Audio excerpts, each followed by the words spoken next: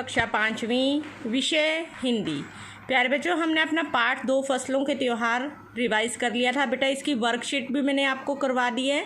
आज मैं आपको इस पाठ के शब्दार्थ और क्वेश्चन आंसर एक बार दोबारा से समझा रही हूँ और आप इन्हें रिवाइज करेंगे। मैं कुछ शब्दार्थ आपको जैसे समझा रही हूँ। जैसे है पहला शब्द हमारा बोरसी। बोरसी का अर्थ क्या होता है बेटा? अंगीठी। पहली लाइन में आपकी पाठ की दिया हुआ है कि सारा दिन बोरसी के आगे हाथ तापते हुए गुजर जाता है। अगला शब्द है बेटा हमारा हिम्मत। हिम्मत का क्या अर्थ होगा? साहस, कि उसमें बड़ी हिम्मत थी। अंदाज़ा, किसी चीज़ का अंदाज़ा लगाना, अंदाज़ लगा लेना, अनुमान लगा लेना बेटा। लापता, सूरज 10 दिन से लापता है। अब तो आप समझ ही गए होंगे इसका क्या अर्थ है? गायब। उसके बाद है बेटा चांपाकल। रह रह कर चांपाकल के चलने की आवाज़ आ रही थी ना कानों में, तो चांपाकल का अर्थ है बेटा हैंडपम्प या बम्बा। नेक्स्ट देखते हैं बेटा, दादी किस पर बैठी हुई थी? मचिया पर। मचिया मतलब खाट या चारपाई। नेक्स्ट है कतार। कतार का मतलब लाइन, पंक्ति। नेक्स्ट है प्रणाम, नमस्ते। नेक्स्ट फरमाइशी। आज फरमाइशी नाश्ता नहीं चलेगा, तो क्या अर्थ हुआ फरमाइशी का? मनपसंद। और नाश्ता सुबह के समय खाए जाने वाला खाना। तो ये थे बेटा कुछ शब्दार्थ। इसके बाद कुछ शब्दार्थ आपके ये हैं, जैसे गया, सुस्ताने, खुशनुमा, खिचड़ी, टापू, मध्य, प्रांत, उम्मीद, इजहार, तिलकुट। और नेक्स्ट कुछ ये भी हैं बेटा, जैसे घाटियाँ। घाटियाँ क्या होता है बेटा? 2 पहाड़ों के बीच का जो गहरा भाग होता है उसे घाटियाँ बोलते हैं। वैसे जो शब्द है घाटी शब्द होता है, ये यहाँ इसका क्या है बेटा? बहुवचन है। घाटी, घाटियाँ, वचन बदलते हैं ना हम, तो 2 पहाड़ जो हैं उनके बीच में जो गहरा भाग है उसे हम घाटियाँ बोलेंगे। नेक्स्ट है बेटा करीने।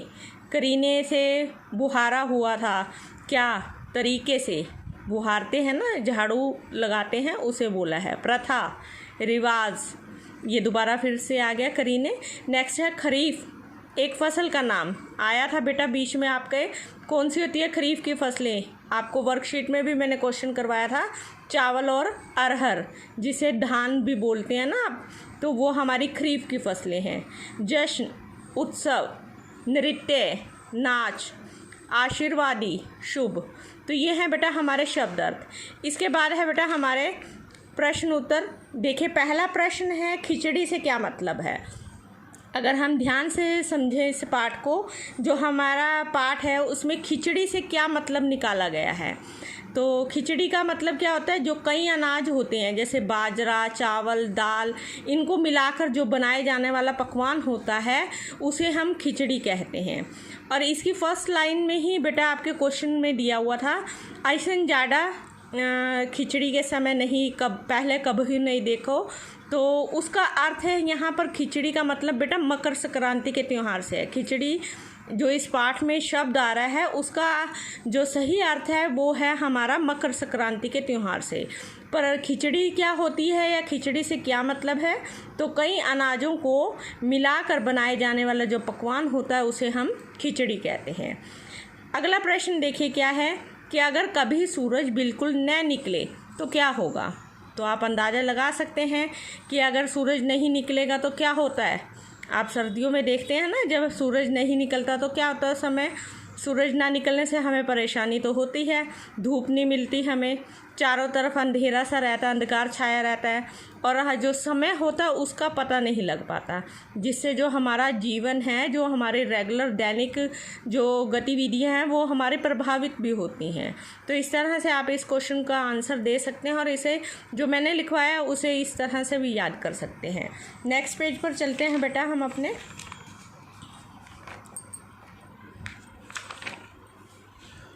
देखिए अगला जो हमारा प्रश्न है वो क्या है, जिनके पास घड़ी नहीं होती वे समय का अंदाज़ कैसे लगाते होंगे।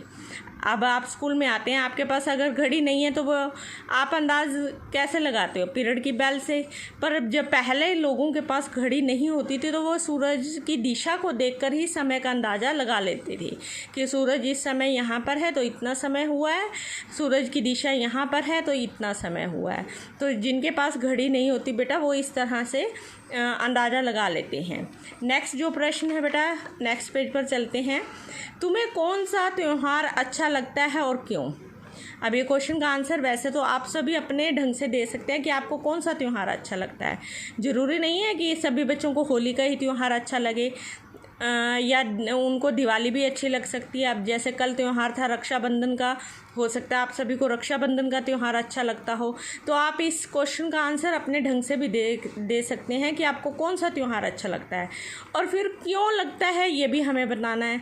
तो देखिए सभी त्यौहार जो होते हैं बेटा वो खुशियों के प्रतीक होते हैं, ठीक है ना। उसमें हम अपनों से मिलते हैं, अपने परिवार से मिलते हैं। तो इस तरह की बातें हमें इस तरह से लिखकर इस क्वेश्चन का आंसर दे सकते हैं।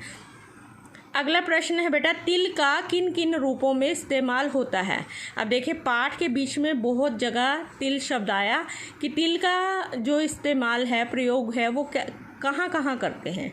देखिए मकर संक्रांति के दिन पानी में तिल डालकर लोग स्नान करते हैं। तिलों का दान भी किया जाता है उस समय। आग में तिल डाले जाते हैं और तिल से तो बहुत सारे पकवान भी बनाए जाते हैं। ये सभी पॉइंट्स हैं जो आप लिखकर इस क्वेश्चन का आंसर दे सकते हैं। अगला प्रश्न है बेटा, तुम जानते हो कि तिल से तेल बनता है। अब आपको बताना है कि और कौन कौन सी चीज़ें हैं जिनसे तेल बनता है।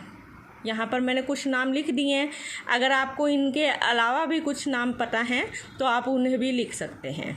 अगला प्रश्न है बेटा, हमारे देश में ऐसी 2 जगहों के नाम बताने हैं हमें जो अपने ख़ास पकवान के लिए मशहूर है। देखिए मैंने तो यहाँ पर लिखा है मथुरा के पेड़े व आगरा का पेठा, ये पूरे देश में प्रसिद्ध है। तो आप कुछ और भी ऐसी जगह का नाम बता सकते हैं जो अपने ख़ास पकवान के लिए प्रसिद्ध है। तो मुझे लगता है कि आप सभी को इसका क्वेश्चन का आंसर भी पता चल गया होगा।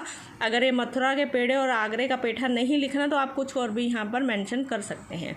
तो ये क्वेश्चन आंसर और शब्दार्थ बेटा आप रिवाइज़ करेंगे, इसे याद करेंगे अच्छे से। धन्यवाद।